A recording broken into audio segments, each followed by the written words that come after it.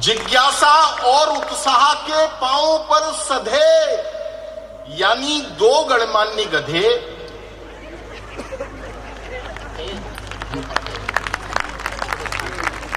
जिज्ञासा और उत्साह के पांवों पर सधे, यानी दो गणमान्य गधे जिनके मंतव्य एकदम निराले थे, संसद के अंदर घुसने ही वाले थे। तभी एक पहरेदार की नजर उन पर पड़ गई, सारी की सारी व्यवस्था बिगड़ गई। अपनी घिसी हुई तंबाकू को फांकते हुए और तकरीबन दोनों गधों को हाँकते हुए पहरेदार बोला, हे पिछले जन्म के श्रापो, घोड़ी के हस्बैंड खच्चर के बापो, शास्त्रीय संगीत में माना कि तुम तानसेन से भी 4 कदम आगे हो, लगता है किसी खूंटे को तोड़ के भागे हो।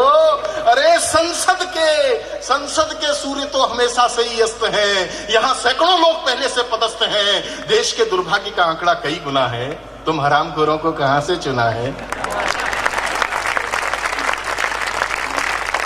देश के दुर्भाग्य का आंकड़ा कई गुना है, तुम हरामखोरों को कहां से चुना है। सर पर पड़ते ही चारित्रिक ओले दोनों गधे पहरेदार से बोले, अबे ओ सरकारी भभूत, साले 2 टके के दूत, यमुना के प्रदूषित पानी, तू आदमी है जेठमलानी।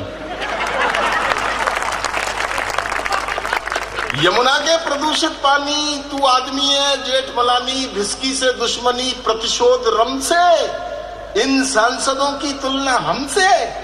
अरे ये राजनीति तुम आदमियों को ही फली है, भैया हम गधों की कौम तो ऐसे ही भली है, भैया हम गधों की कौम तो ऐसे ही भली है, भैया हम गधों की कौम तो ऐसे ही भली है। दोस्तों, अपने जीवन का एक बहुत खूबसूरत सा व्यंग्य का टुकड़ा आपकी अदालत में रखता हूं, जिस चीज से आप परेशान है मैं व्यक्त करता हूं, थोड़ा सा और समर्थन मांगता हूं आपसे। कई यज्ञ अनुष्ठान करे तब जाकर नेताजी मरे। तालियां जरा भरपूर दीजिए। मैं आपसे सिर्फ कविता में बात करूंगा, मुझे इधर उधर की बातें करना नहीं आती, सिर्फ और सिर्फ कविता में बात करूंगा। और आज की रात मैं आपको कविता से अधिक कुछ नहीं दे सकता और आप मुझे तालियों के अलावा कुछ नहीं दे सकते। ये रिश्तेदारी मुझसे बना लीजिए, फिर मैं आपको आनंद। कई यज्ञ अनुष्ठान करे तब जाकर नेताजी मरे। हमने सोचा नेताजी लोकतंत्र के खेत में छुट्टा सांड की तरह चरे हैं, चरित्र से भले ही कई बार मगर शरीर से पहली बार मरे।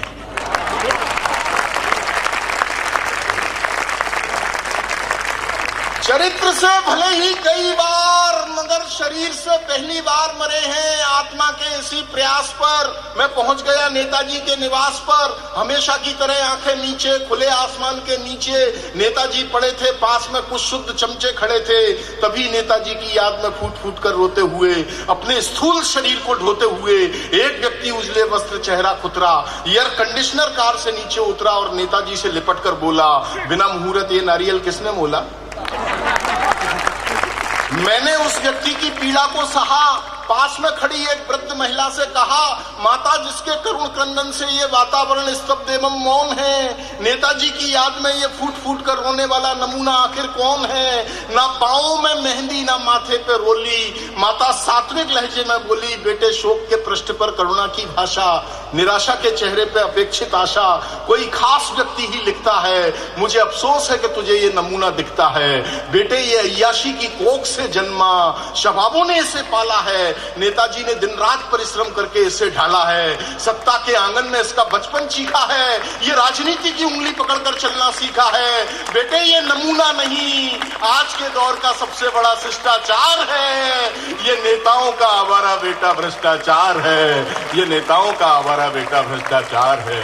ये नेताओं का आवारा बेटा भ्रष्टाचार है। ये नेताओं का आवारा